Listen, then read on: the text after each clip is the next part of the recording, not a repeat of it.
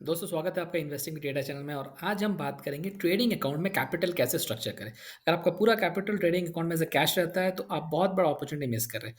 अगर आप नए हो ट्रेडिंग में या एक्टिवली करते हैं लेकिन सारा कैश में है तो ये वीडियो आपके लिए मस्ट वॉच है। तो बने रहिए, हम इस पर डिटेल डिस्कस करेंगे।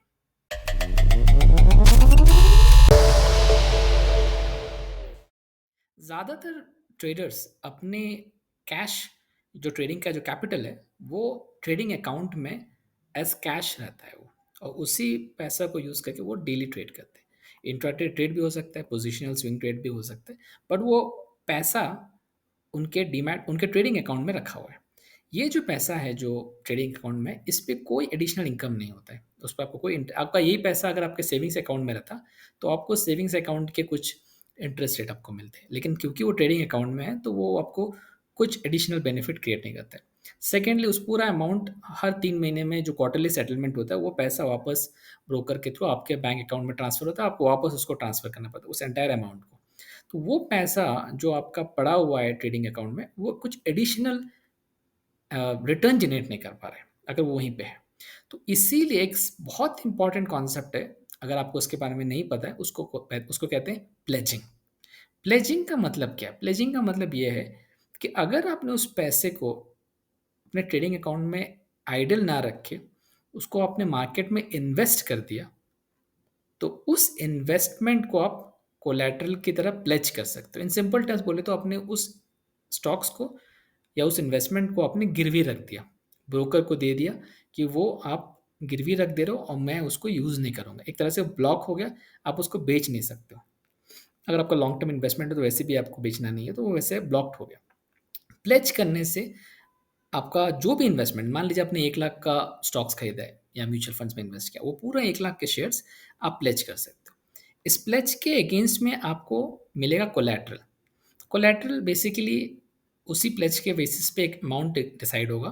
वो अमाउंट आपको ट्रेडिंग के लिए मिल जाएगा ड्यूरिंग योर ट्रेड। सो जो ट्रेड के लिए पोजीशंस लेने के लिए जो आपको कैपिटल, जो मार्जिन चाहिए, उस मार्जिन में वो कोलैटरल कंट्रीब्यूट करेगा। अब आपको 100% आपका जो इन्वेस्टमेंट का वैल्यू है उतना कोलैटरल नहीं मिल सकता। अप्रॉक्सिमेटली 90% 95% के बीच में मिलेगा, depending on the asset. So for example, अगर आपने निफ्टी के म्यूचुअल फंड में इन्वेस्ट किया है जो हाईली स्टेबल है, रिस्क एलिमेंट कम है, उसमें लगभग 92% का कोलैटरल आपको मिल जाएगा। मतलब 1 लाख इन्वेस्ट किया तो 92,000 आपको कोलैटरल मिल जाएगा। वैसे आप इंडिविजुअल स्टॉक्स में करेंगे तो वो थोड़ा अप डाउन हो सकता है।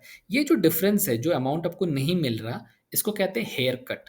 तो हेयर कट बेसिकली क्या है? एक स्मॉल परसेंटेज है आपके इन्वेस्टमेंट का, जो आपको वापस नहीं मिलेगा कोलैटरल के लिए। मतलब आपने 1 लाख डाला तो पूरा 1 लाख आपको नहीं मिलेगा, 92,000 मिल सकता है फॉर एग्ज़ाम्पल, और वो 8,000 जो नहीं मिले वो हेयर कट है। ना, हेयर कट का एक परसेंटेज है। सो जो इंडेक्स फंड्स होते हैं या म्यूचुअल फंड्स होते हैं, उनमें यूजुअली 7-8% का वो हेयर कट होगा। स्टॉक्स में जहाँ पे रिस्क थोड़ा ज़्यादा होगा, वहाँ पे वो परसेंटेज हाई होगा। मैं आपको अभी कुछ देर में दिखाऊँगा इस हेयर कट के कंसोल, आपके ब्रोकर के भी कंसोल होंगे, मैं फायर्स का इंटरफ़ेस में आपको दिखाऊँगा, कैसे आप इंडिविजुअल स्टॉक्स या म्यूचुअल फंड्स को सर्च कर सकते हो, उसमें कितना हेयर कट आप उस देख सकते हो। तो हेयर कट हो गया, कितना अमाउंट कट हो जाएगा आपको नहीं मिलेगा एज़ कोलैटरल, बैलेंस जो ना वो परसेंटेज वो आपको एज़ अ कोलैटरल मिल जाएगा। तो ये जो प्लेजिंग कॉन्सेप्ट है, ये बहुत इंपॉर्टेंट है। इसका यूज़ क्या है? मान लीजिए आपका 10 लाख का ट्रेडिंग कैपिटल है। अब वो पूरा 10 लाख ऐसे ही पड़ा हुआ है आपके ट्रेडिंग अकाउंट में, कुछ एडिशनल रेवेन्यू जनरेट नहीं करता। इसका एक सिग्निफिकेंट पोर्शन अगर आपने इन्वेस्ट कर दिया, और वो इन्वेस्टमेंट आपके ट्रेडिंग स्टाइल के हिसाब से भी हो सकता है। आप जिस जिस तरह का रिस्क, अगर आपका पूरा capital trading point of view से ही यूज़ हो रहा है ये, तो फिर आप सेफ़र एसेट्स में इन्वेस्ट करिए, बिकॉज़ आपका फ़ोकस ट्रेडिंग है, तो आप उसको इन्वेस्टमेंट सेफ़ इंस्ट्रूमेंट में करिए, जैसे निफ्टी के इंडेक्स फंड्स हो गए या इस तरह के जो म्यूचुअल फंड्स हैं जो थोड़ा सेफ़ रहेंगे, वैसे वाले में जिसमें रिस्क प्रोफ़ाइल कम रहेगा कंपेयर टू इंडिविजुअल स्टॉक्स के लेने से, आप उनमें इन्वेस्ट करें। तो आपका पैसा में जो एडिशनल रिटर्न आएँगे वो तो मिलेंगे, प्लस आपको पूरा कैपिटल यूज़ हो पाएगा फॉर योर ट्रेडिंग। तो ये तो हो गया प्लेजिंग का कॉन्सेप्ट। अब 2 इम्पोर्टेंट चीज़ है कि प्लेजिंग करने के लिए कहाँ करें? दोनों मार्केट्स है आपके पास, इक्विटी मार्केट भी है, डेट मार्केट भी है। इक्विटी मार्केट हो गया आपका जो स्टॉक मार्केट जो हो गया, जिसमें आप कंपनी के शेयर्स या इंडेक्स में इन्वेस्ट करते हैं, म्यूचुअल फंड में इन्वेस्ट करते हैं। गवर्नमेंट अपने डेट मार्केट में गवर्नमेंट अपने बॉन्ड्स इश्यू करता है, जीसेक जिसको कहते हैं, और वहाँ पे भी बहुत सारे डेट इंस्ट्रूमेंट्स में इन्वेस्ट कर सकते हैं, जहाँ पे रिस्क बहुत कम है, रिटर्न्स भी कम है। मान लीजिए 8% के आसपास का रिटर्न होगा, बट रिस्क बहुत ही कम है। तो वो वाले में भी आप इन्वेस्ट कर सकते हैं। मैं इन दोनों पे टच करूँगा आने वाले सेक्शन में। तो ये है फायर्स का हेयर कट कंसोल, जहाँ पे आपको हेयर कट के इन्फॉर्मेशन मिल जाएँगे। अगर आपका दूसरे ब्रोकर में अकाउंट है तो आपको उसके भी रिस्पेक्टिव कंसोल्स होते हैं, जहाँ पे आप हेयर कट देख सकते हैं। फॉर एग्ज़ाम्पल अगर मेरे को निफ्टी 50 के म्यूचुअल फंड्स का देखना है, तो यहाँ पे सारे निफ्टी 50 के फंड्स हैं। जैसा कि आप देख सकते हैं कोलैटरल है 92 और 7.5 का हेयर कट है। ये 7.5% मतलब आपका जो भी इन्वेस्टमेंट होगा 7.5% कट के आपको बाकी जो बैलेंस है वो आपको एज़ अ कोलैटरल मिल जाएगा। सिमिलरली आप इंडिविजुअल स्टॉक्स पे भी देख सकते हो।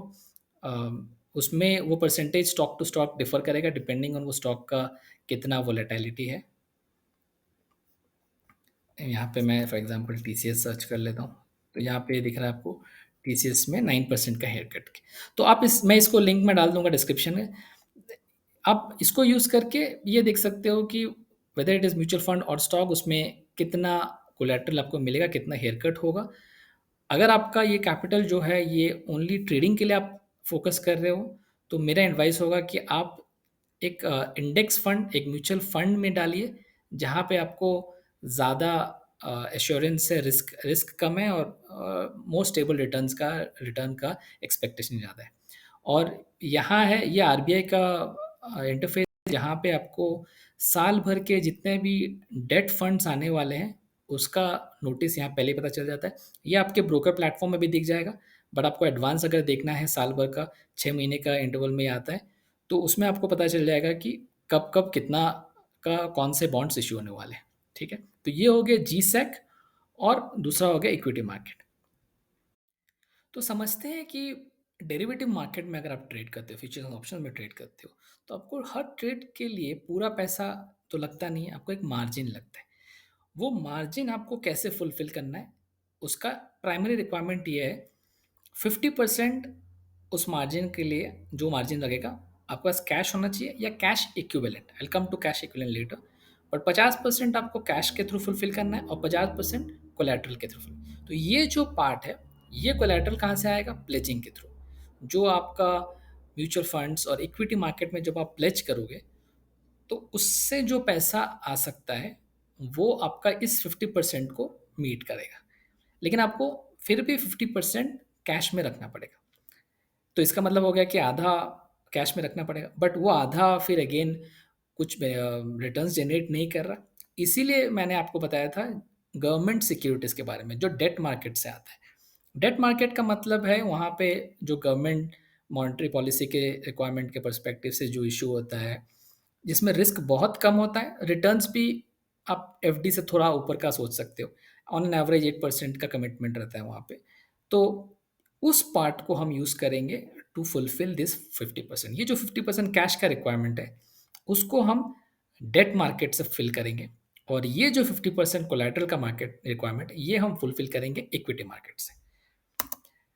अब मान लीजिए आपको ट्रेडिंग अकाउंट सेटअप करना है कैपिटल का पर्सपेक्टिव से, तो मेरा रिकमेंडेशन कैसा रहता है, जो भी आपका ट्रेडिंग कैपिटल है, उसका 10% आप रखिए in the form of cash. तो जो भी आपका कैपिटल है, उसका 10% आपके ट्रेडिंग अकाउंट में एज़ कैश रहेगा, ओके? अगेन ये नंबर्स एग्ज़ैक्ट होने की ज़रूरत नहीं, थोड़ा ऊपर-नीचे कर सकते हो depending on what is the flexibility, but general rule of thumb ये है कि आप 10% अपना जो भी आपका कैपिटल है, उसका 10% कैश में रखिए। और 40% जो ये जो दोनों मिला के 50% होता है, ये है जो हमने बताया आपको कैश या कैश इक्विवेलेंट के लिए। तो ये हो गया कैश और ये हो गया कैश इक्विवेलेंट। तो डेट मार्केट में गवर्नमेंट सिक्योरिटीज़ में आप 40% इन्वेस्ट करिए। ये जो कंपोनेंट है, ये बहुत लो रिस्क में आता है, गवर्नमेंट और आरबीआई के थ्रू आ रहा है और इसमें आपको लगभग 8% का रिटर्न एक्सपेक्टेशन आप कर सकते हैं। ज़्यादा आपको इसमें रिटर्न नहीं मिलेगा, बट इसमें रिस्क भी कम है।